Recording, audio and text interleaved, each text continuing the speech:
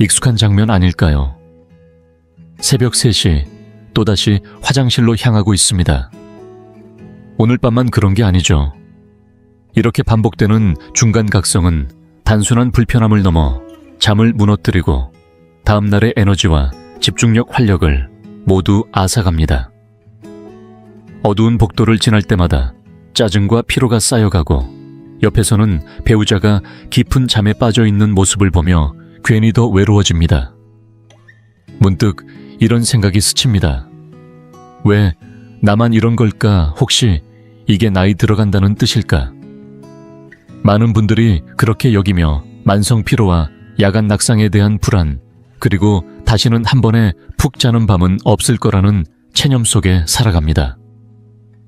하지만 오늘 저는 분명히 말씀드리고 싶습니다. 반드시 이런 삶을 받아들여야 하는 건 아닙니다. 밤마다 끊기는 수면과 지친 낮을 당연하게 받아들일 필요 없습니다. 저는 비뇨기 질환을 20년 넘게 연구해온 내과 전문의 김준호입니다. 그동안 제 진료실을 찾은 수천 명의 남녀 환자들이 바로 지금의 여러분처럼 절망 속에서 길을 잃고 있었습니다. 하지만 저는 그분들이 바뀌는 장면을 수도 없이 목격해왔습니다. 오늘 제가 드릴 이야기는 흔한 조언이 아닙니다. 비뇨기과에서 실제로 사용하는 핵심 전략, 그리고 물을 어떻게 마시느냐보다 더 중요한 언제 마셔야 하는가에 대한 과학적인 방법을 나누려 합니다.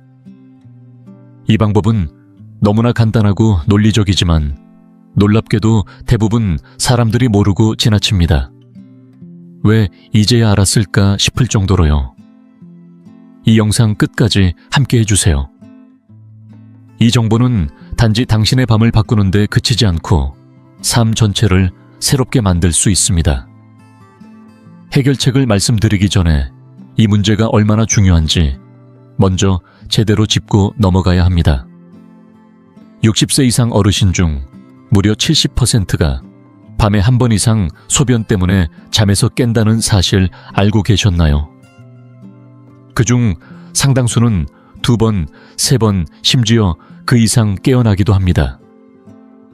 이 현상은 야간뇨라고 불리며 흔하다고 해서 결코 정상이라고 볼 수는 없습니다. 나이가 들면 당연히 겪는 일이라고 여기기 쉽지만 사실 이건 밤마다 울리는 경고음 같은 것입니다. 몸이 보내는 분명한 신호이고 이 신호를 무시하면 그 대가는 생각보다 훨씬 크고 깊습니다. 영상을 끝까지 보시길 바랍니다. 단순히 왜 이런 일이 생기는지를 넘어 저희 환자분들께 실제로 교육하고 있는 구체적인 해결 전략까지 알려드릴 겁니다. 이 마지막 정보 하나가 여러분의 밤을 완전히 바꿔놓을 수 있습니다. 1부, 조용한 유행병과 그에 숨겨진 위험. 밤마다 화장실을 찾는 일, 누구에게나 일어나는 사소한 불편처럼 여겨질 수 있습니다. 하지만 그 고요한 반복 속에는 아무도 말하지 않는 고통과 두려움이 숨어 있습니다. 많은 이들이 창피함에 말하지 못하고 또 어떤 이들은 어쩔 수 없는 일이라며 체념한 채 살아갑니다. 하지만 저는 진료실에서 그 숨은 이야기를 매일 듣습니다. 72세의 정노인은 젊었을 때부터 병뚜껑 안에 배를 만드는 섬세한 작업을 즐겼습니다. 그러나 잠을 제대로 못 자 손이 떨리기 시작하면서 평생의 취미를 접고 말았습니다. 68세의 김순자 여사는 은퇴한 초등학교 교사입니다. 어느 날 새벽 어두운 복도를 걷다 넘어져 엉덩이뼈가 골절되었습니다. 그 사고는 그녀의 자립을 앗아갔습니다. 이것은 단순한 일화가 아닙니다. 우리 주변에서 실제로 벌어지는 현실입니다. 문제는 단지 피곤한 정도로 끝나지 않습니다.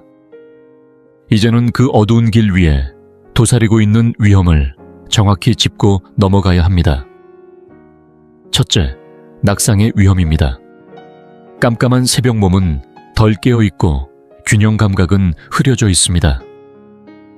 화장실까지 가는 길은 작은 러그 하나, 작은 가구 하나가 걸림돌이 될 수 있는 장애물 코스입니다.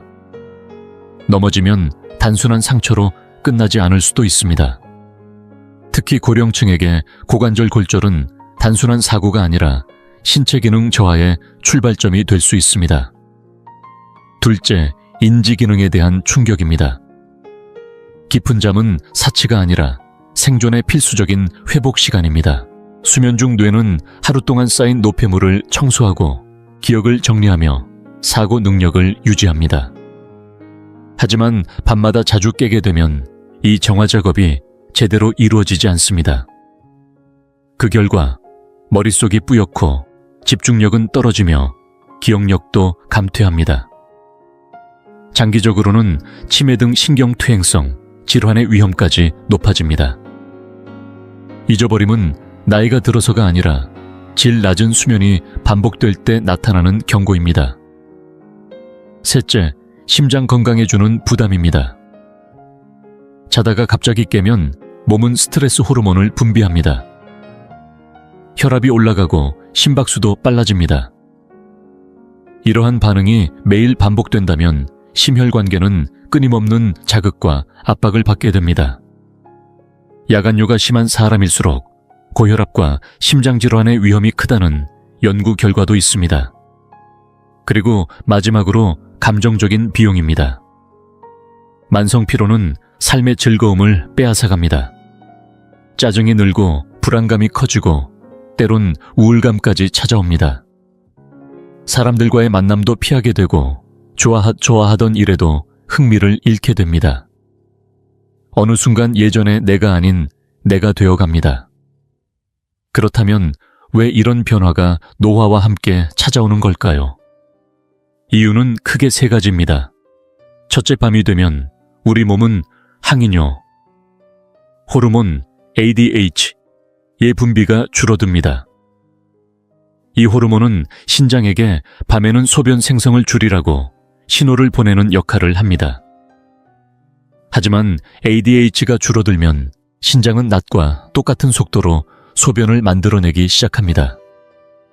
둘째, 나이가 들면 방광의 저장 용량 자체가 줄어들 수 있습니다. 이로 인해 소변을 오래 참기 어려워지고 더 자주 깨어 화장실을 찾게 됩니다. 셋째, 많은 분들이 잘 모르는 사실인데 바로 체액 재분포 현상입니다. 낮 동안 다리에 고여있던 수분이 밤에 누워있을 때 다시 혈관으로 되돌아가며 그 수분이 신장을 지나 방광으로 이동하게 됩니다. 결국 몇 시간 지나지 않아 다시 한번 소변으로 깨어나게 되는 것입니다. 이제 이 현상이 얼마나 심각한지를 아셨다면 우리는 다음 단계로 나아갈 준비가 되었습니다. 잘못된 상식을 바로잡고 해결 방법을 하나씩 세워갈 시간입니다. 2부, 잘못된 상식 바로잡기. 오히려 야간뇨를 악화시키는 행동들. 이제 본격적인 해결책을 말씀드리기 전에 반드시 먼저 짚고 넘어가야 할 것이 있습니다. 바로 대부분의 사람들이 좋은 의도로 하고 있지만 오히려 상황을 더 악화시키는 세 가지 흔한 실수입니다. 오늘 이 시간 그 오해를 완전히 무너뜨려야만 제대로 된 방법이 자리를 잡을 수 있습니다. 첫 번째 오해, 밤에 소변이 마려울까봐 낮 동안 물을 거의 마시지 않는다.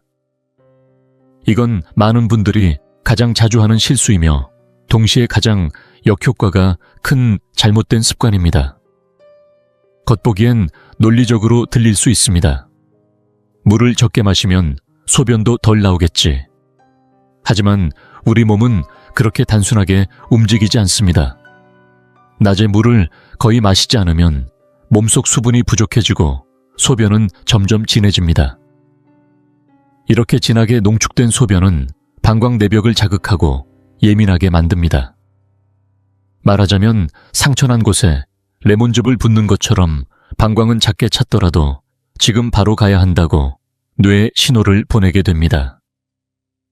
또한 하루 종일 참다가 저녁 무렵 갈증이 몰려와 급하게 물을 마시게 되면 그때서야 몸은 급히 수분을 처리하려 들고 그 과정은 대부분 밤에 집중됩니다.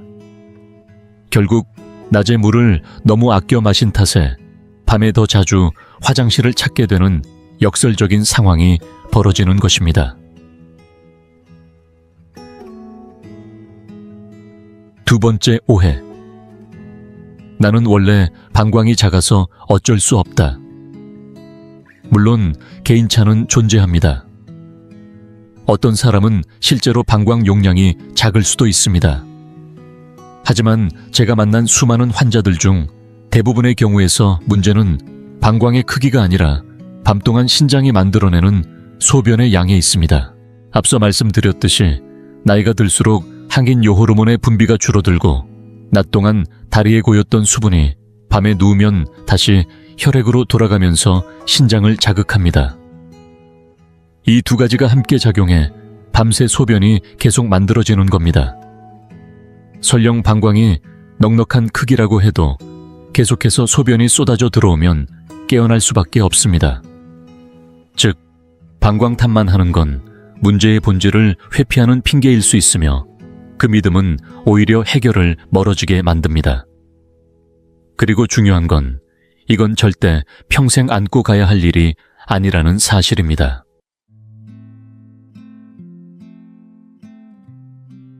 세 번째 오해. 자기 전에 마시는 와인 한 잔, 맥주 한 잔은 숙면에 도움이 된다. 이 이야기는 많은 분들이 오랫동안 믿어온 습관 중 하나입니다. 처음엔 술이 몸을 이완시키고 잠을 쉽게 오게 하는 것처럼 느껴지기 때문입니다. 하지만 실제로는 술은 수면을 방해하고 특히 야간뇨를 심화시키는 주범 중 하나입니다. 술은 강력한 이뇨작용을 유발할 뿐 아니라 밤의 소변 생성을 억제하는 항인 요호르몬의 분비까지 억제시킵니다. 즉, 술을 마시는 순간 우리 몸은 두 가지를 동시에 겪습니다. 물을 섭취하고 동시에 소변 생성을 조절하는 브레이크 기능을 꺼버리는 것이죠. 결과적으로 이는 야간뇨를 유발하기 딱 좋은 완벽한 조건을 만드는 것입니다. 게다가 술은 수면의 질 자체를 떨어뜨리고 새벽에 깨는 원인이 되기도 합니다. 그 타이밍이 우연히도 방광이 이제 그만 자고 화장실 가자고 말하는 순간과 겹치는 경우가 많습니다. 따라서 잠들기 몇 시간 전부터는 술을 피하는 것만으로도 야간뇨가 크게 줄어들 수 있습니다. 이건 결코 거창한 변화가 아니라 작지만 아주 강력한 첫걸음입니다.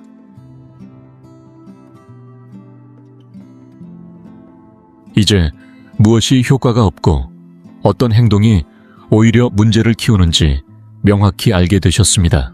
당신은 이미 큰 한 걸음을 내디뎠습니다.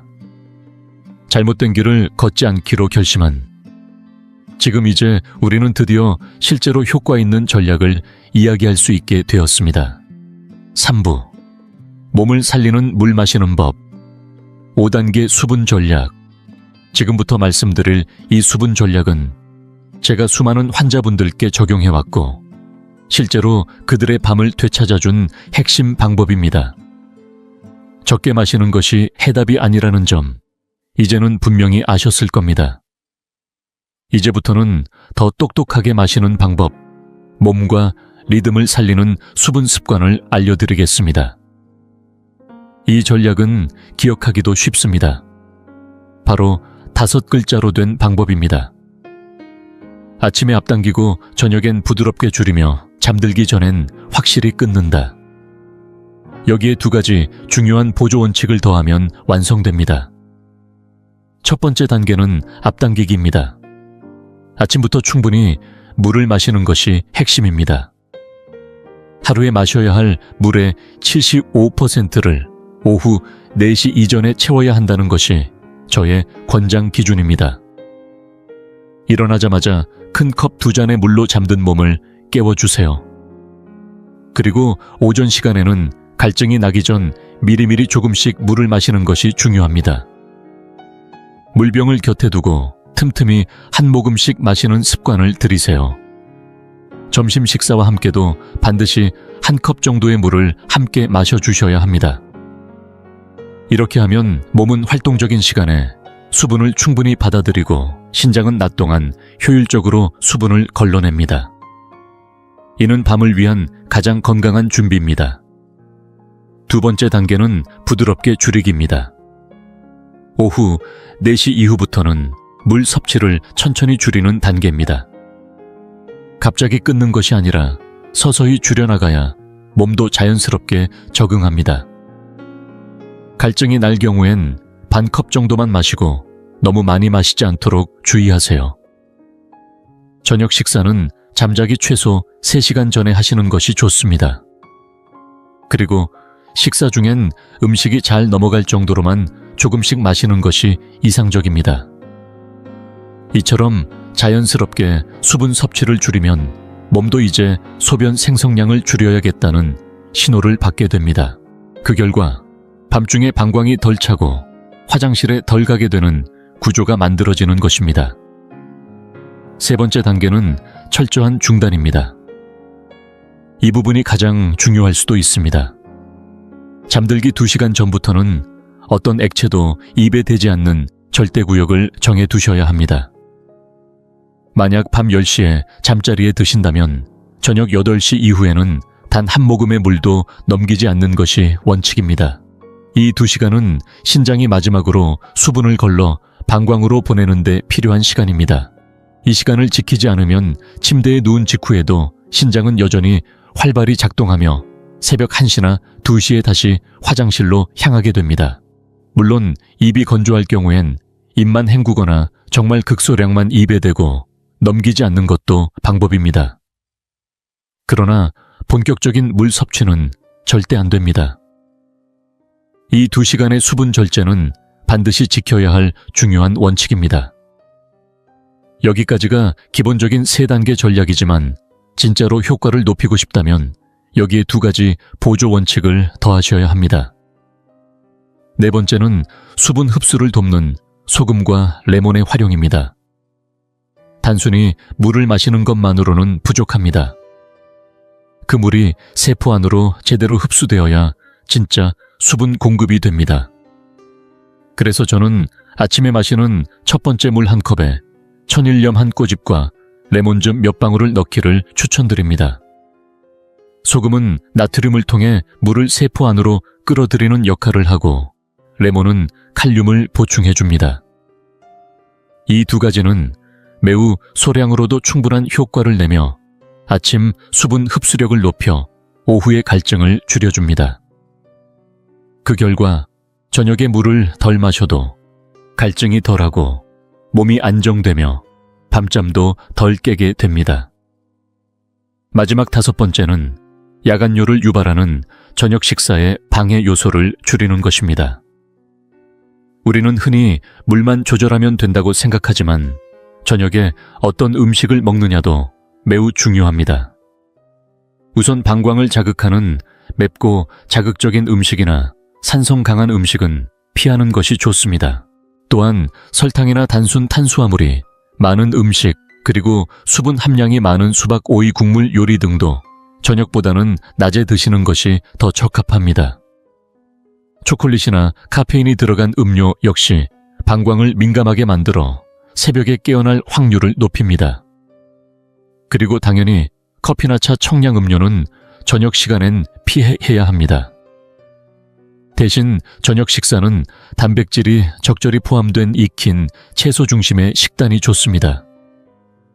이렇게 하면 혈당도 안정적으로 유지되고 신장의 과도한 부담도 줄일 수 있습니다. 이 5가지 단계와 원칙은 마법이 아닙니다. 과장이 아닌 몸과 과학을 이해하고 실천하는 지혜입니다. 내 몸을 위한 시간표를 다시 쓰고 싶다면 이 방법은 분명히 여러분의 밤을 다시 되돌려줄 수 있습니다.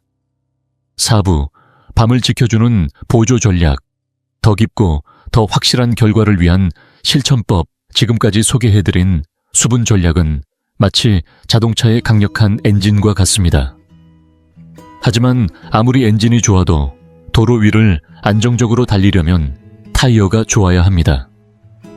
그래서 이 시간에는 그 엔진이 제대로 작동하고 최대의 효과를 내도록 돕는 3가지 보조 전략을 알려드리려 합니다. 이 보조법은 단순한 부가 요소가 아니라 밤새 깨어나지 않고 푹 자는 것을 실제로 가능하게 만들어주는 핵심입니다. 첫 번째 방법은 아주 간단하면서도 매우 강력한 이중배뇨 습관입니다. 혹시 이런 경험 있으신가요? 잠자기 직전에 화장실을 다녀왔음에도 불구하고 침대에 누운 지 20분도 채 안 되어 또다시 소변이 마려운 느낌에 눈을 뜬 적. 이건 단순한 우연이 아닙니다. 이유는 분명합니다. 방광이 완전히 비워지지 않았기 때문입니다. 많은 분들이 그냥 앉아서 볼일을 보고 바로 일어나지만 그 방식만으로는 깊은 곳까지 모두 비워내기가 어렵습니다. 이때 필요한 것이 바로 이중배뇨입니다. 잠자리에 들기 직전 화장실에 가되 반드시 앉아서 배뇨하세요. 남성분들도 예외가 아닙니다. 앉는 자세는 골반저 근육을 더 깊이 이완시켜 방광 속 마지막까지 남은 소변을 배출할 수 있게 해줍니다. 다 본 것 같아도 바로 일어나지 마시고 자리에 그대로 앉은 채 30초에서 1분 정도 더 기다려보세요. 몸과 마음을 완전히 이완시킨 상태에서 상체를 약간 앞으로 숙이며 한 번 더 배뇨를 시도해보세요. 생각보다 많은 양이 추가로 나올 수 있습니다. 바로 그 조금 더가 새벽 3시에 깨어날지 아니면 아침까지 편히 잘 수 있을지를 결정짓는 차이가 됩니다. 이 습관을 매일의 잠자리 루틴으로 삼는다면 몸은 분명 달라질 것입니다. 두 번째는 다리 속 숨어있는 수분을 미리 처리하는 중력 활용법입니다. 낮 동안 서 있고 걷고 활동하다 보면 자연스럽게 다리 아래쪽으로 체액이 몰리게 됩니다. 이 수분이 밤이 되면 다시 몸 위로 올라와 방광을 자극한다는 사실 기억하시나요? 그렇다면 이 흐름을 잠들기 전에 미리 유도해 주는 것이 핵심입니다. 방법은 어렵지 않습니다. 잠들기 한두 시간 전 책을 읽거나 텔레비전을 보며 휴식할 때 다리를 심장보다 약간 높은 위치로 올려주는 겁니다. 소파나 침대 위에 쿠션을 여러 개 겹쳐 발목과 무릎을 받치고 조용히 30분 정도만 있어 보세요. 이 동작 하나로 다리에 고여있던 수분이 혈액으로 천천히 돌아가고 그 수분은 이중배뇨를 통해 잠들기 전 모두 배출될. 이것은 단지 발을 올리는 동작이 아니라 밤사이 방광이 과부하되는 상황을 미리 예방하는 지혜로운 선택입니다. 만약 부종이 심하거나 오래 서 있는 일을 하시는 분이라면 낮 시간에 압박 스타킹을 착용하시는 것도 매우 효과적인 방법입니다. 이러한 작은 습관이 반복되면 새벽에 다리에 수분이 몰려 방광을 누르는 일을 사전에 막을 수 있습니다. 마지막으로 강조드리고 싶은 것은 소금 섭취의 조절입니다. 아침에 수분 흡수를 돕기 위해 천일염 한 꼬집을 추천드렸지만 하루 전체 식단에서 소금이 과해지면 이야기는 전혀 달라집니다. 나트륨이 지나치면 몸은 이를 희석시키기 위해 물을 머금게 되고 그로 인해 갈증이 심해지며 결과적으로 더 많은 물을 마시게 됩니다. 그 물은 결국 신장으로 향하고 야간뇨의 악순환을 부릅니다. 뿐만 아니라 소금이 많으면 신장이 이를 걸러내기 위해 2배의 노력을 하게 되며 자연히 소변 생성량도 많아질 수밖에 없습니다. 따라서 우리가 해야 할 일은 단순합니다. 가공식품이나 절임류 인스턴트 음식에 주의하고 집에서 직접 조리하는 습관을 늘리는 것입니다. 나트륨을 줄이는 식생활은 방광 건강뿐 아니라 혈압 관리에도 큰 도움이 됩니다. 단 한 끼의 선택이 당신의 밤을 바꿀 수 있다는 것 기억해 주세요. 이 3가지 보조 전략은 결코 복잡하거나 과한 것이 아닙니다. 오히려 작고 단순하지만 정확하게 반복될 때 삶의 질을 바꾸는 확실한 도구가 됩니다. 지금 이 순간부터라도 단 하나라도 실천해보세요. 당신의 밤은 생각보다 빨리 달라질 수 있습니다. 우리는 이제 야간뇨를 단순한 불편함으로 여겨서는 안 된다는 사실을 분명히 알게 되었습니다. 그것은 어느 순간 우리의 삶을 조용히 침범하는 도둑이며 밤을 빼앗고 아침의 활기를 무너뜨리며 결국 일상 전체를 흐리게 만드는 숨은 적입니다. 하지만 오늘 여러분은 그 적의 정체를 알아냈고 그것을 멈추기 위한 열쇠를 손에 쥐게 되셨습니다. 수분 전략 생활의 리듬을 바로잡는 법, 그리고 몸의 신호에 귀 기울이는 방법까지. 그 모든 도구를 이제는 여러분이 가지고 계십니다. 저에게는 아직도 기억에 남는 환자가 있습니다. 서울 성북구에 사는 74세 정기남 어르신은 젊은 시절부터 병 안에 모형배를 만드는 섬세한 취미를 가지고 계셨습니다. 하지만 수년 동안 반복되는 야간 각성과 불면으로 인해 손이 떨리기 시작했고 결국 작업을 중단해야만 했습니다. 그러던 어느 날 이 수면 회복 프로그램을 2주 정도 실천하신 후 정 어르신께서 전화를 주셨습니다. 목소리는 이전보다 훨씬 또렷하고 힘이 있었습니다. 선생님, 어젯밤엔 7시간을 한 번도 안 깨고 잤습니다. 그게 얼마만인지 모르겠어요. 오늘 아침엔 손도 안 떨리고 다시 제 작은 작업실에 들어가 배를 만들었습니다. 단지 잠을 더 잔 게 아니라 살아있다는 느낌이 듭니다. 정 어르신의 이야기는 단지 예외적인 기적이 아닙니다. 그것은 오늘 이 영상을 보고 있는 여러분에게도 충분히 가능한 변화입니다. 단 한 가지 실천하겠다는 결심이 필요할 뿐입니다. 지금까지 들으신 모든 내용을 자신의 삶에 적용하겠다는 결심. 그것이 오늘 밤을 바꾸고 내일의 에너지를 되찾는 출발점입니다. 아침 수분 섭취를 앞당기고 오후에는 부드럽게 줄이며 자기 전 2시간은 철저히 끊는 것. 이 원칙을 기억하시고 몸을 도와주는 실천까지 더해주세요. 잠들기 전 이중 배뇨를 통해 방광을 비우고 다리를 올려 다리의 수분이 위로 올라가도록 도와주며 식단 속 소금을 조절하는 작은 습관 하나하나가 밤의 질을 바꿉니다. 여러분은 이제 알고 있습니다. 방법도 갖고 있습니다. 밤을 되찾을 수 있는 힘이 여러분의 손안에 있습니다. 더 이상 참고 살 필요는 없습니다. 이 영상이 도움이 되셨다면 3가지를 정중히 부탁드리고 싶습니다. 첫째, 이 영상이 더 많은 분들께 닿을 수 있도록 좋아요를 눌러주세요. 둘째, 앞으로도 삶을 바꿀 수 있는 건강 이야기를 놓치지 않도록 채널을 구독해주세요. 그리고 셋째, 저에게는 무엇보다 소중한 부탁인데요. 지금 바로 아래 댓글에 여러분이 매일 밤 몇 번이나 잠에서 깨어 화장실에 가는지를 숫자로 남겨주세요.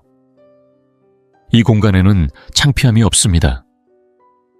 오직 서로를 이해하고 지지하는 분들만이 함께하고 계십니다. 여러분이 그 숫자를 적는 그 순간이 변화의 첫걸음이 될 수 있습니다.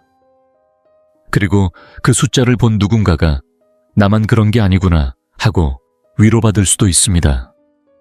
이 소중한 시간 함께해 주셔서 진심으로 감사드립니다. 이제 여러분의 밤을 다시 설계해보세요. 몇 년 만에 가장 깊고 평화로운 잠이 여러분을 기다리고 있을지도 모릅니다. 그 평온한 밤은 여러분이 마땅히 누려야 할 권리입니다. 여러분 안녕하세요. 저는 김준호 박사입니다. 60세 이후에도 건강을 지킬 수 있는 간단하고 실천하기 쉬운 방법을 전해드리는 이 채널에서 다시 인사드립니다. 오늘은 몇 분만 시간을 내서 꼭 들어주시길 바랍니다. 아침에 눈을 뜬 뒤 처음 5분 동안의 행동이 앞으로의 수명과 전반적인 건강에 직접 영향을 줄 수 있다는 사실 믿으시나요? 거창한 이야기가 아닙니다.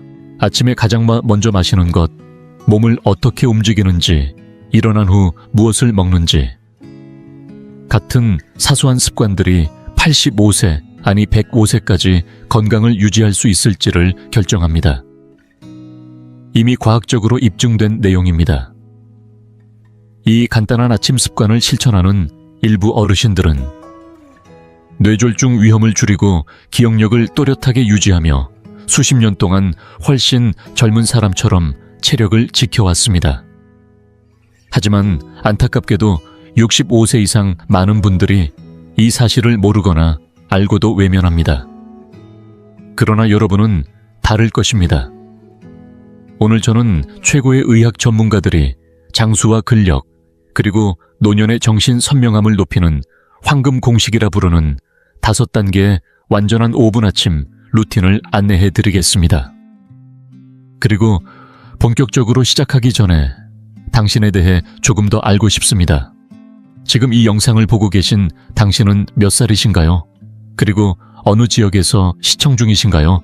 댓글로 남겨주세요. 당신의 이야기를 읽는 것은 저에게 큰 기쁨이 될 것입니다. 당신이 나누어 주시는 삶의 경험 하나하나가 우리의 이 공간을 더욱 따뜻하고 가까운 곳으로 만들어 줄 거라고 믿습니다. 그럼 이제 함께 시작해 볼까요? 먼저 이 습관이 얼마나 큰 변화를 가져오는지 더 잘 이해하실 수 있도록 한 사람의 이야기를 들려드리겠습니다. 주인공은 김성호 씨로 올해 68살이며 경기도에서 오랜 세월 엔지니어로 일하다 은퇴했습니다. 2년 전부터 건강이 눈에 띄게 나빠지기 시작했는데 늘 피곤했고 아침마다 관절이 욱신거렸으며 심장과 혈관 검진 결과는 의사가 강하게 경고할 정도로 좋지 않았습니다. 김성호 씨는 한때 손주들이 자라는 모습을 끝까지 보지 못할지도 모른다고 생각했다고 합니다.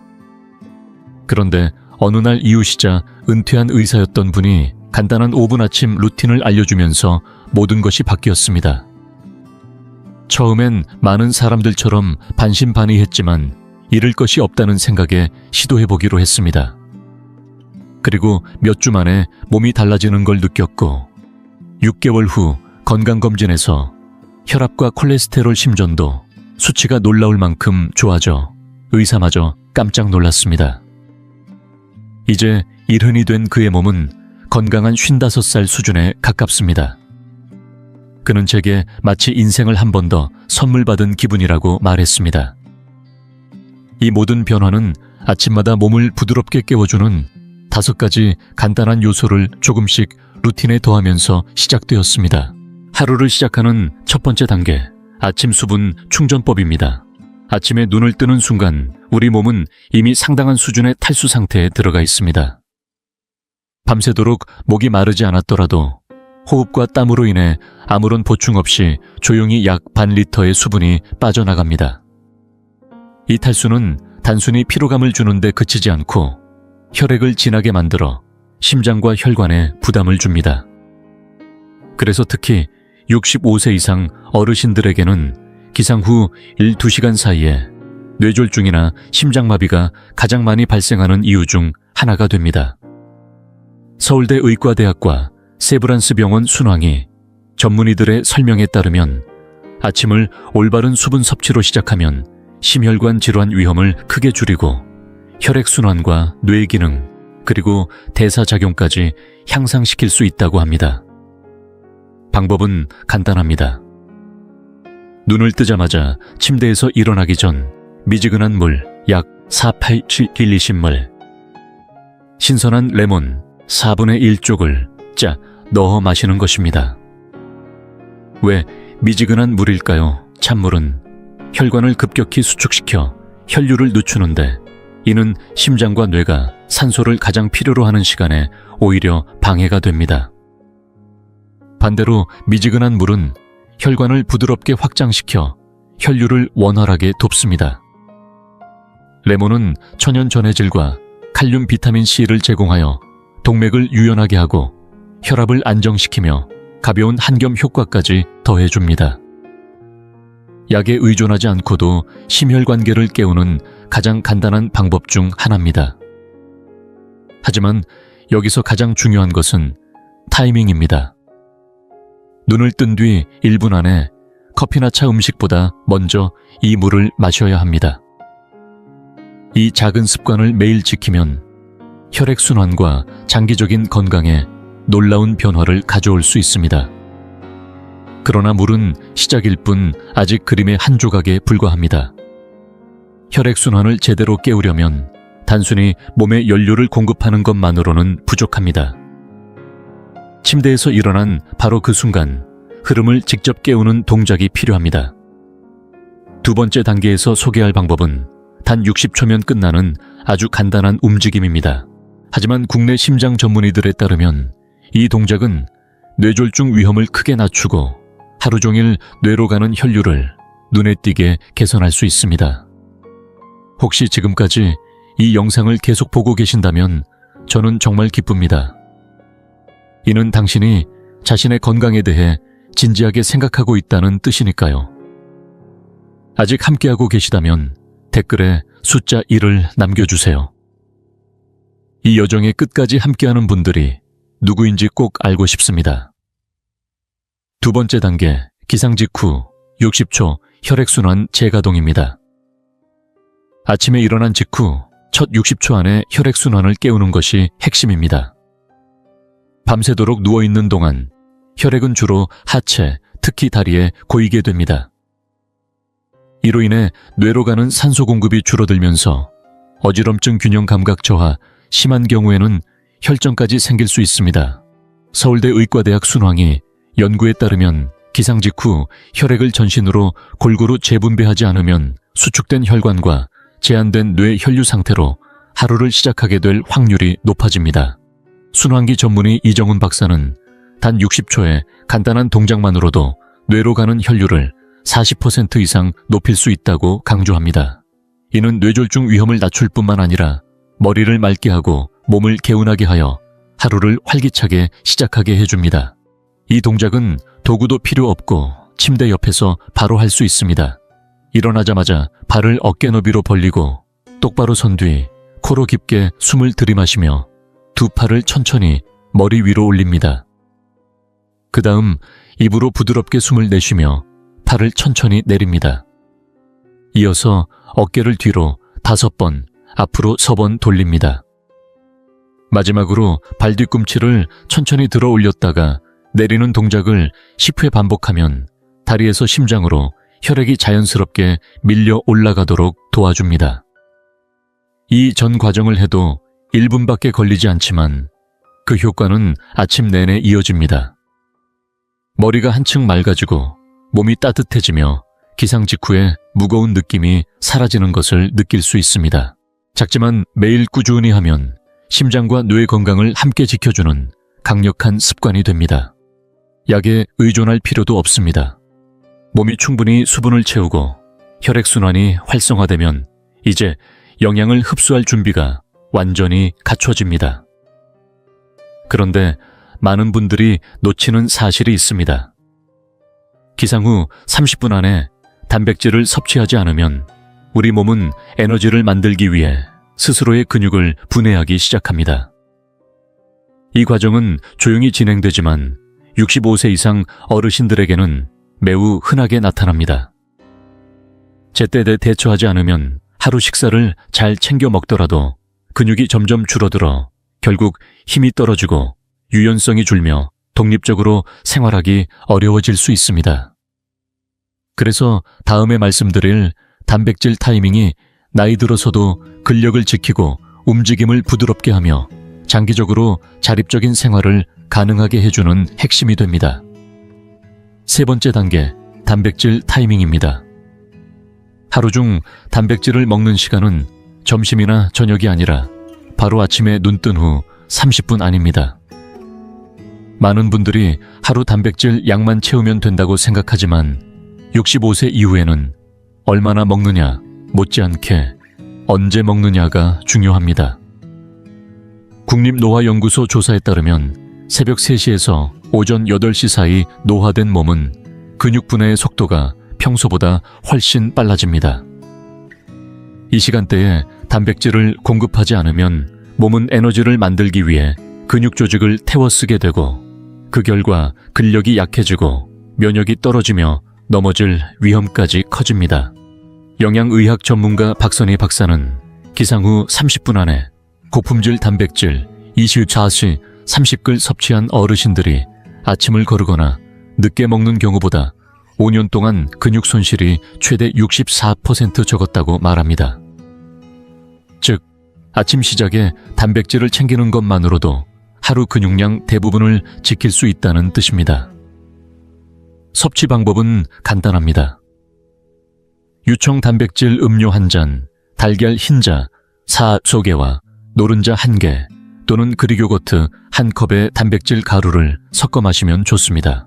채식주의자라면 부드러운 두부, 코티지, 치즈, 완두 현미 단백질을 이용한 식물성 단백질 가루도 훌륭한 선택입니다. 중요한 것은 무엇을 먹느냐보다 언제 먹느냐입니다.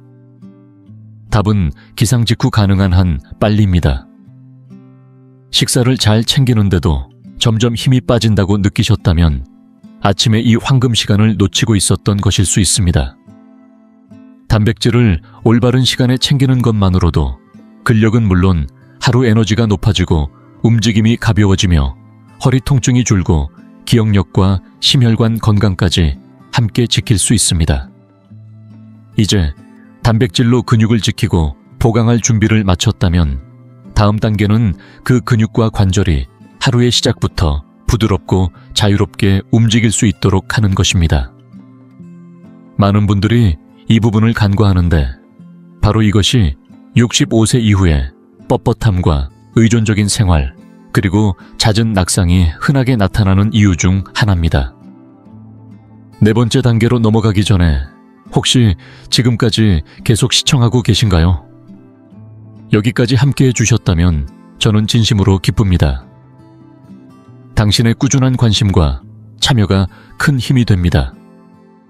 혹시 이 영상이 도움이 되었다면 주변의 소중한 분들에게도 함께 전해주시길 바랍니다. 네 번째 단계, 조관절, 유연성 회복 동작입니다. 밤새도록 움직이지 않은 몸은 혈액순환뿐만 아니라 관절과 근육까지 굳어져 유연성이 떨어집니다. 이 상태에서 무심코 허리를 숙이거나 상체를 비틀거나 침대에서 발을 내디디는 순간에도 미끄러지거나 근육을 삐끗하거나 관절에 부상을 입을 수 있습니다. 실제로 많은 어르신들이 매일 아침 단 몇 분의 가벼운 준비 운동을 건너뛰는 습관 때문에 만성관절 통증 움직임 제약, 심지어 독립적인 생활을 잃게 되는 경우가 많습니다.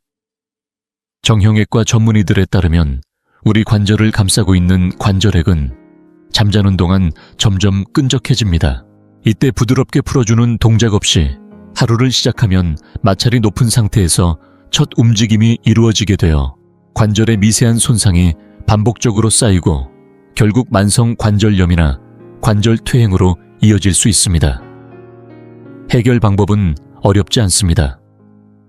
아침 혈액순환 활성화를 마친 후 90초만 투자해 관절에 윤활을 주고 주요 근육을 부드럽게 데워주는 동작을 해보세요. 먼저 침대 가장자리에 앉아 발목을 시계 방향으로 10번 반대 방향으로 10번 천천히 돌립니다. 다음으로 무릎을 작게 원을 그리듯 각각 10회씩 회전시킵니다. 이어서 필요하면 의자나 침대를 잡고 서서 상체를 좌우로 각각 5번씩 부드럽게 기울입니다. 그 다음 천천히 몸통을 좌우로 회전시키고 마지막으로 어깨를 뒤로 10회 천천히 돌려줍니다. 이 모든 과정을 마치는데 90초도 걸리지 않지만 그 효과는 하루 종일 이어집니다. 관절의 움직임이 훨씬 부드러워지고 뻣뻣함이 줄어들며 균형 감각이 좋아져 넘어질 위험이 크게 낮아집니다. 특히 허리, 무릎, 척추 질환을 경험한 적이 있는 분들에게는 꼭 필요한 아침 습관입니다. 이제 몸의 수분이 충분히 채워지고 혈액이 활발히 돌며 근육에 영양이 공급되고 관절까지 부드럽게 풀렸다면 남은 것은 단 한 가지입니다. 그리고 이것이야말로 하루를 진정으로 완성하는 가장 중요한 단계일 수 있습니다. 바로 뇌를 깨우는 것입니다. 몸이 아무리 건강해도 머릿속이 안개 낀 듯 흐릿하고 집중이 안 된다면 그 하루를 온전히 누릴 수 없습니다. 그래서 이 5분 아침 루틴의 마지막 요소는 기억력을 지키고 집중력을 날카롭게 유지하며 나이가 들어도 사고가 맑게 빛날 수 있도록 돕는 뇌 활성화 단계입니다. 많은 분들이 65세가 넘으면 기억력 저하나 인지기능 약화가 당연히 찾아온다고 생각합니다. 그러나 현대의학은 그것이 불가피한 운명이 아님을 보여주고 있습니다. 아침을 여는 순간부터 올바른 방법으로 뇌를 자극한다면 명료한 사고와 빠른 반응, 선명한 기억력을 오래도록 유지할 수 있습니다. 뇌건강연구기관의 보고에 따르면 아침 기상 직후 30분은 새로운 신경 연결을 형성하는 황금 시간대입니다. 이때 뇌는 인지 자극에 특히 민감하며 뇌세포의 성장을 돕는 단백질인 BDNF 생성이 활발해집니다. 이 물질은 마치 뇌세포에 주는 비료처럼 작용하여 신경망을 강화하고 새로운 연결을 돕습니다. 그리고 이 과정을 위해 어려운 문제를 풀거나 새로운 언어를 매일 아침 공부할 필요는 없습니다. 아주 간단하지만 놀라울 만큼 효과적인 방법이 있습니다. 바로 전날의 하루를 거꾸로 떠올리는 것입니다. 앞선 단계를 마친 뒤 조용히 자리에 앉아 눈을 감고 약 1분 동안 어제를 저녁부터 점심 아침 순으로 거슬러 올려 그려봅니다. 누구를 만났는지, 어떤 대화를 나눴는지, 어디를 갔는지 하나씩 되짚어보세요. 이 훈련이 익숙해지면 하루 전이 아니라 이틀 전으로 거슬러 올라가거나 구체적인 세부 사항을 더해보는 것도 좋습니다. 그날 입었던 옷, 날씨 기분까지 가능한 한 세밀하게 기억을 재구성하는 것입니다. 임상 연구에 따르면 이러한 간단한 기억 훈련은 실제 나이보다 10년에서 20년은 젊은 수준의 인지 기능을 유지하는 데 도움이 됩니다. 아침마다 단 1분 이 습관을 실천하는 것만으로도 단기 기억력을 강화할 뿐 아니라 많은 어르신들이 속으로 두려워하지만 미리 대비하지 못하는 치매를 예방하는 데 적극적인 역할을 할 수 있습니다. 오늘부터 하루를 여는 5분 루틴의 마지막 열쇠로 뇌까지 깨우는 시간을 꼭 더해보시기 바랍니다. 여러분, 오늘 영상을 통해 우리는 하루 아침 단 5분 5가지 간단한 요소만으로도 삶의 질을 얼마나 크게 바꿀 수 있는지를 함께 살펴보았습니다. 아침의 첫 순간에 충분한 수분을 채우고 혈액순환을 깨우며 적절한 시기에 단백질을 공급하고 관절과 근육을 부드럽게 풀어주고 마지막으로 뇌를 선명하게 깨우는 것. 이 5가지가 65세 이후에도 건강하고 또렷하며 독립적으로 살아가는 토대를 단단히 세워줍니다. 언뜻 보기엔 너무 단순해 보일 수 있지만 정작 이런 작고 사소해 보이는 일들이 쉽게 무시되고 잊혀집니다. 그래서 많은 어르신들이 점점 의존적인 삶으로 기울어가고 반대로 소수의 사람들만이 90이 넘어서도 자유롭고 강인하며 다른 이들에게까지 영감을 주는 삶을 이어갑니다. 저에게 장수의 진짜 비결이 무엇이냐고 묻는다면 저는 약이나 병원을 이야기하지 않을 것입니다. 대신 매일 반복하는 작은 습관들이야말로 인생을 결정한다고 말씀드릴 것입니다. 그리고 그 습관의 출발점은 아침입니다. 그러니 내일 아침 눈을 뜨는 순간 이 5가지를 차근차근 따라 해보시기 바랍니다. 삶 전체를 바꿀 필요는 없습니다. 그저 하루를 여는 방식을 바꾸는 것부터 시작하면 됩니다. 오늘의 내용이 도움이 되었다면 내일부터 어떤 요소를 가장 먼저 실천해 볼지 댓글로 남겨주시고 함께 보고 싶은 분들을 위해 좋아요와 구독도 잊지 말아주세요. 그래야 앞으로도 제가 여러분의 더 길고 더 건강하며 더 의미 있는 삶을 향한 여정을 계속 곁에서 돕고 응원할 수 있습니다. 그리고 주변에 65세 이상이신 가족이나 지인이 있다면 이 영상을 꼭 전해주시기 바랍니다. 단순한 조언을 넘어 그분들에게 전혀 다른 하루를 살아갈 기회를 선물하게 될지도 모릅니다. 작은 집에 들어섰을 때 왠지 모르게 마음이 편안해진 적 있으신가요? 집이 화려하거나 고급스러워서가 아니라 구석구석이 단정하고 깨끗하며 따뜻해서 마치 오래전부터 나를 기다리고 있었던 공간처럼 느껴졌던 그런 순간 말이에요. 오늘은 미국에 혼자 살고 있는 한 일본인 할머니의 이야기를 전해드리려 합니다. 힘들거나 누군가의 도움 없이도 매일 집을 정갈하게 유지하는 7가지 조용한 습관을 통해 얻은 지혜입니다.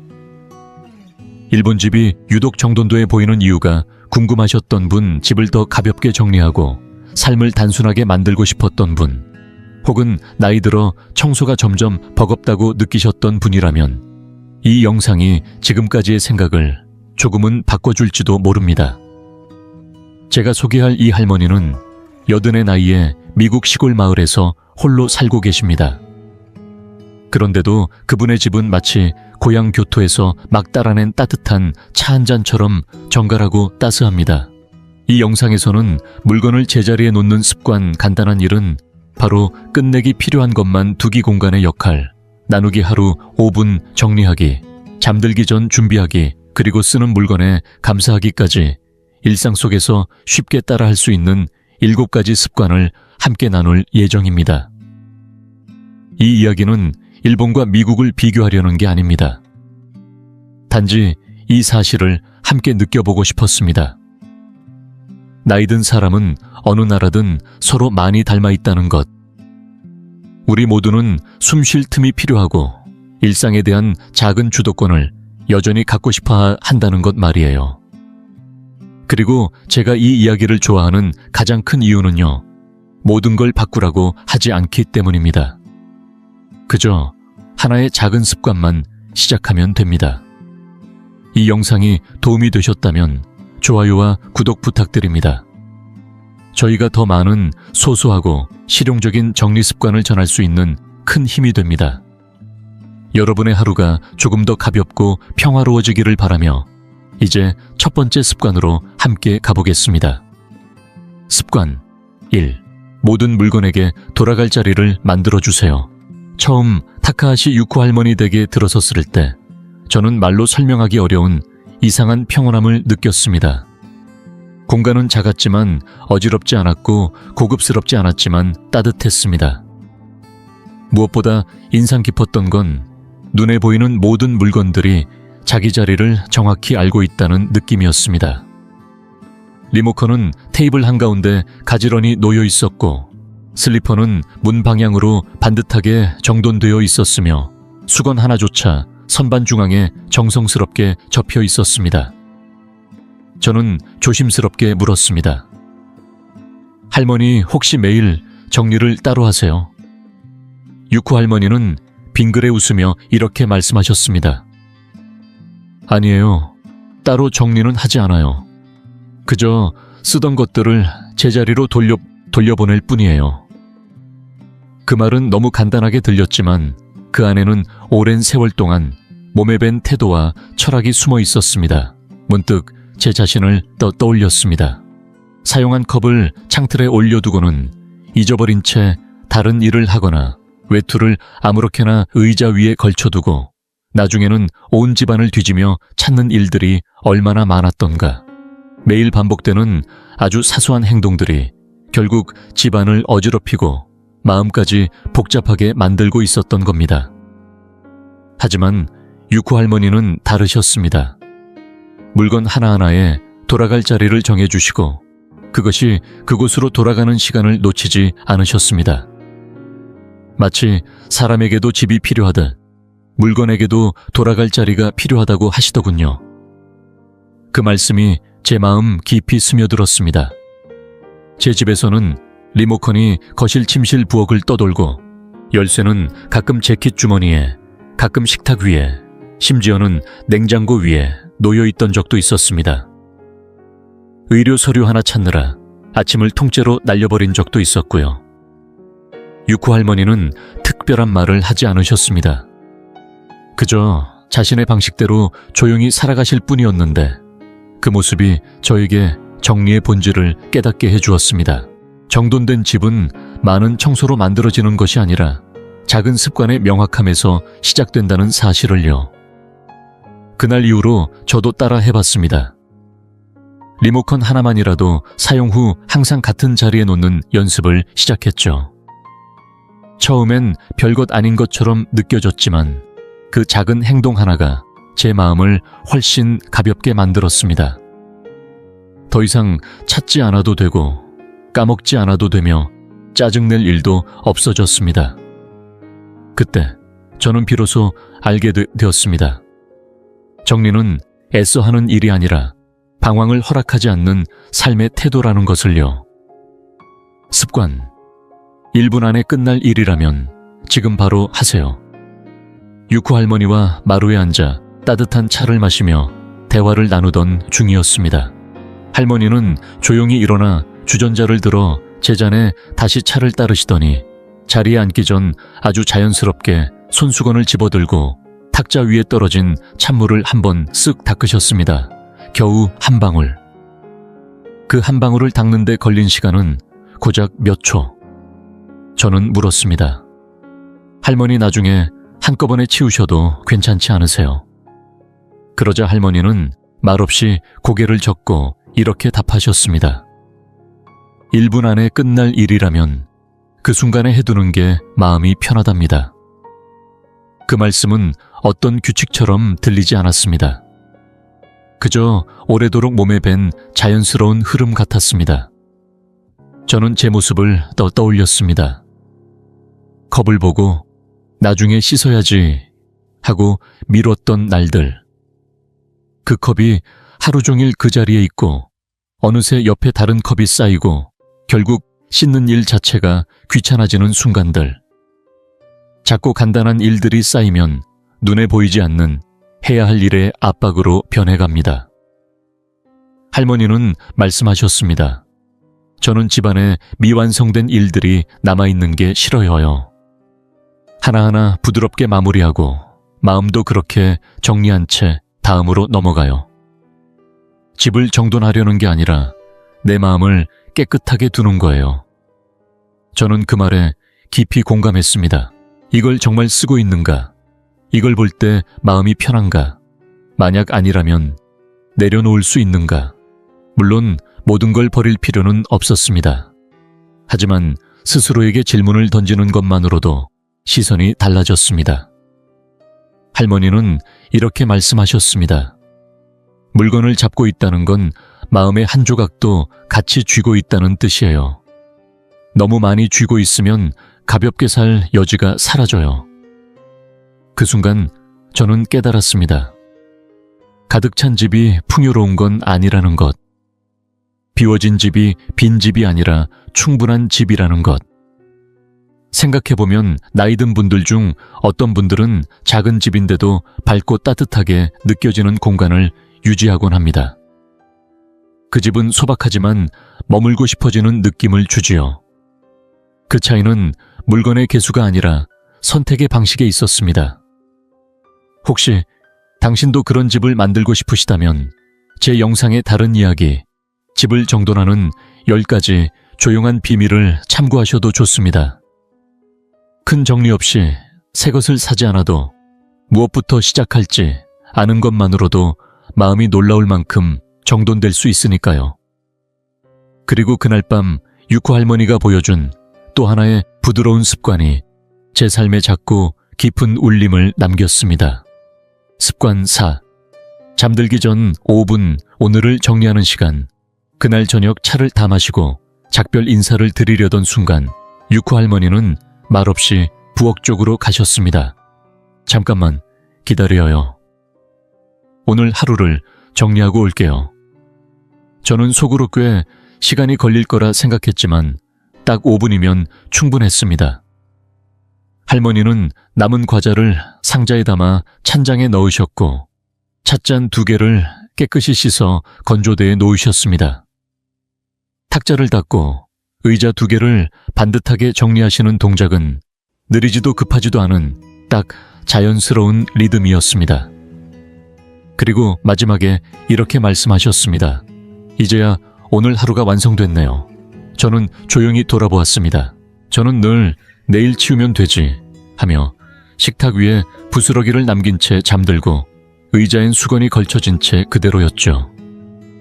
그렇게 어지러운 상태로 다음 날을 시작하면 눈은 떴지만 마음은 여전히 어제에 묶여 있었습니다. 하지만 유쿠 할머니는 다르셨습니다. 매일 잠들기 전 5분 딱 그만큼만 공간을 정리하셨습니다. 완벽하게 만들기 위해서가 아니라 모든 것이 제자리에 돌아가도록 조용히 오늘과 작별 인사를 하듯 정리하신 겁니다. 그 모습은 저에게 이런 질문을 던지게 했습니다. 나도 5분 해볼 수 있지 않을까? 그 5분이 내 마음을 얼마나 다르게 만들 수 있을까? 저는 예전엔 늘 청소할 시간이 없어 라고 말했지만 사실은 정리하지 않아서 생긴 혼란에 매주 몇 시간씩 허비하고 있었던 것이었습니다. 우리는 종종 힘이 없어서 치우지 못한다고 생각하지만 5분은 누구에게나 가능한 시간입니다. 깨끗이 닦인 식탁 하나 씻은 찻잔 하나 제자리에 놓인 슬리퍼 한 켤레. 이 모든 것은 많은 힘을 들이지 않아도 다음 날을 시작할 수 있는 마음을 선물해 줍니다. 뚜레 줍니다. 그 후로 저도 실천하고 있습니다. 잠들기 전 3가지를 정합니다. 싱크대 닦기, 찻잔 하나, 씻기 의자 정리하기. 그것만으로도 이상하게 잠이 더 깊어졌습니다. 집은 여전히 작고 오래됐지만 제 안에는 이제 한 조각의 여유가 생겼습니다. 그리고 아침이면 삶이 여전히 흐름 위에 있다는 안정감을 느낍니다. 아주 작지만 확실한 한 걸음으로요. 습관 5. 공간마다 분명한 역할을 주세요. 타카하시 유코 할머니의 집을 처음 둘러보았을 때 저는 조용한 놀라움을 느꼈습니다. 공간 하나하나가 제 역할을 알고 있는 듯 각자의 자리에 정확히 머물러 있었습니다. 식탁 위에는 식사 외에 아무것도 없었습니다. 책도 편지도 휴대전화도 없었습니다. 거실 구석에는 작은 의자 하나, 찻잔을 놓는 탁자 하나, 그리고 가지런히 꽂힌 몇 권의 책만 있었습니다. 무언가를 더 채워야 할 것 같은 불안도 없고 덜어내야 할 부담도 없는 딱 필요한 만큼의 정돈된 풍경이었지요. 저는 물었습니다. 손님이 오시면 불편하지 않으세요? 여분의 의자나 수납장이 있으면 좋지 않을까요? 그러자 할머니는 고개를 천천히 저으며 이렇게 말씀하셨습니다. 저는 모든 걸 섞고 싶지 않아요. 식사는 식사답게, 독서는 독서답게, 휴식은 휴식답게. 그게 저를 더 집중하게 만들어줘야 할 거요. 처음엔 단순한 말처럼 들렸지만 시간이 지날수록 그 깊이를 실감하게 되었습니다. 저는 늘 소파에 앉아 TV를 보며 밥을 먹고 부엌 식탁 위에 우편물을 쌓고 노트북은 주방 조리대에서 켜고 그러고 나선 항상 이렇게 말하곤 했습니다. 도대체 왜 이렇게 집이 좁게 느껴질까 하지만 문제는 공간의 크기가 아니라 역할이 뒤섞인 생활 방식이었습니다. 모든 것을 한자리에 몰아두면 공간은 더 이상 우리를 돕는 곳이 아니라 우리를 지치게 만드는 배경이 됩니다. 결국 우리가 어질러진 공간의 일부가 되어버리는 것이지요. 유코 할머니는 거실에서 일하지 않았고 부엌에서 책을 읽지 않았으며 소파에서 잠드는 일도 없었습니다.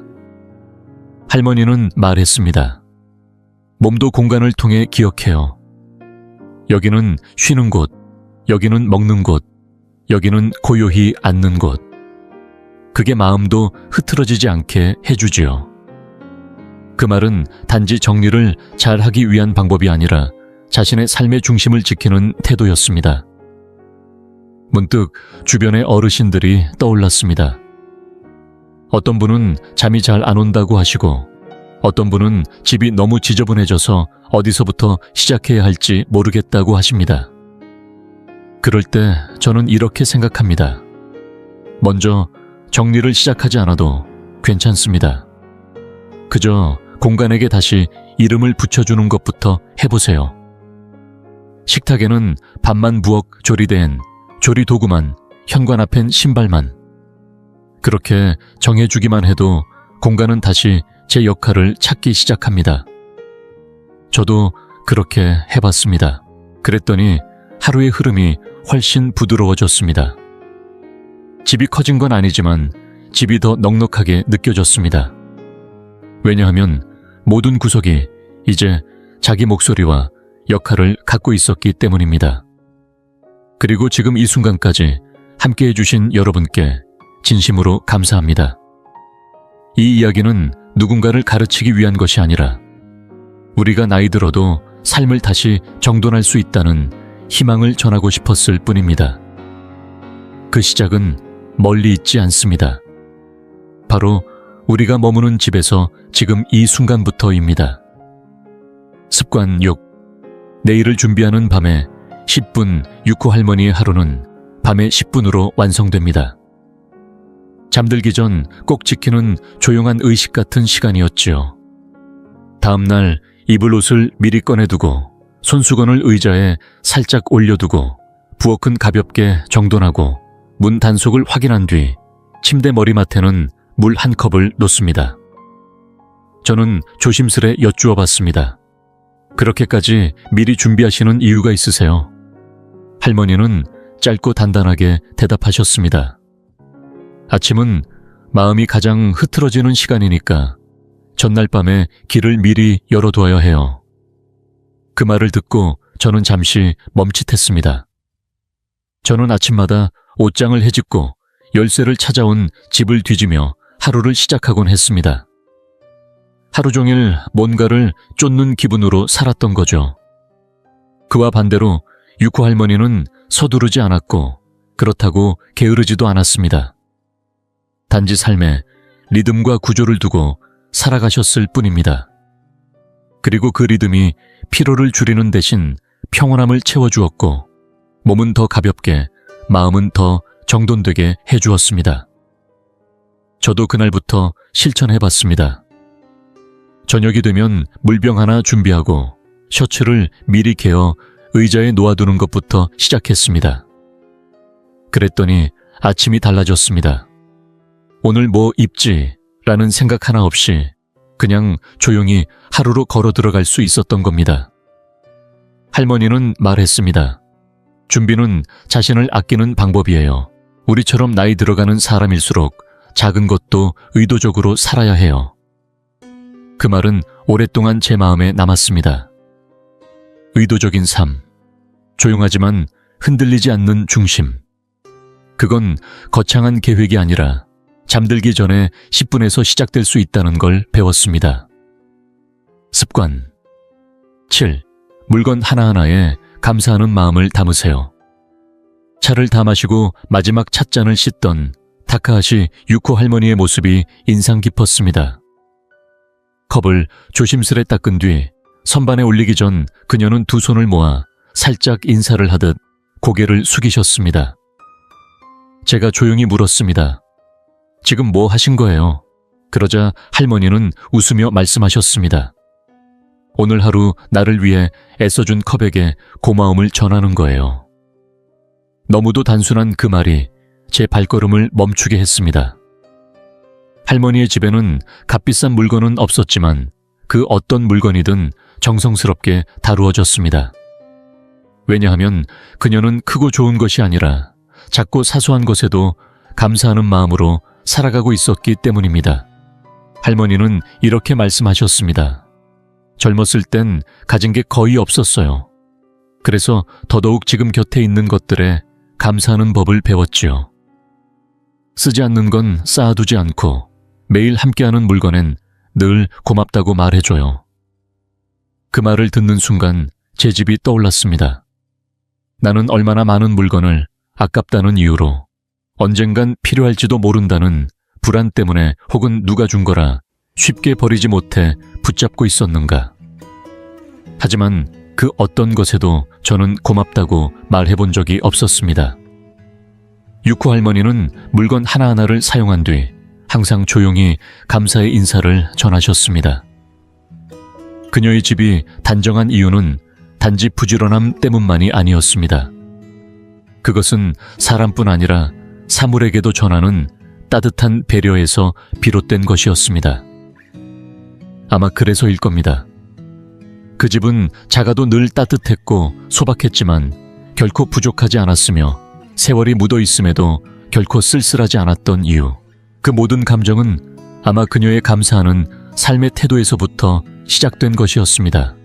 이제 다시 한번 타카하시 유코 할머니의 7가지 습관을 정리해 드리고 싶습니다. 하나, 모든 물건은 사용 후 제자리로 돌려놓기. 둘, 1분 안에 끝나는 일은 지금 바로 하기. 셋, 물건은 적게 가지되 신중하게 선택하기. 넷, 잠들기 전 5분만이라도 가볍게 정리하기.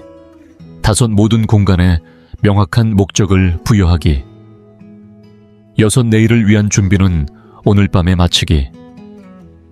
일곱, 함께하는 모든 물건에 감사의 마음 전하기. 이 7가지는 힘이 많이 들지도 않고 돈이 필요한 것도 아닙니다. 단지 우리가 살아가는 방식을 조금만 바꾸면 가능한 일들입니다. 타카하시 유코 할머니의 삶을 들여다보면 일본에서 오랜 세월을 살아오셨고, 지금은 미국 시애틀 외곽의 한 조용한 마을에서 홀로 지내고 계신데요. 그 일상 속에는 분명한 진심이 담겨 있음을 저는 깊이 느낄 수 있었습니다. 국적이 다르고 사는 곳이 달라도 어르신들의 마음은 다르지 않다는 걸요. 나이가 들수록 우리는 더 단순하게, 더 따뜻하게, 더 의미 있게 살고 싶어집니다. 걸음은 느려져도 기운은 예전 같지 않아도 작은 습관 하나가 우리 삶을 다시 가볍게 만들어줄 수 있다는 희망. 그런 희망을 여러분도 이 이야기 속 어딘가에서 느끼셨기를 바랍니다. 오늘 이 영상이 마음에 닿으셨다면 댓글로 인사를 남겨주세요. 이 길을 함께 걸어가는 당신이 있다는 사실을 알게 된다면 그것만으로도 저는 큰 힘을 얻습니다. 끝까지 함께해 주셔서 고맙습니다. 당신의 하루가 평온하고 당신의 집이 언제나 따뜻하기를 진심으로 바랍니다.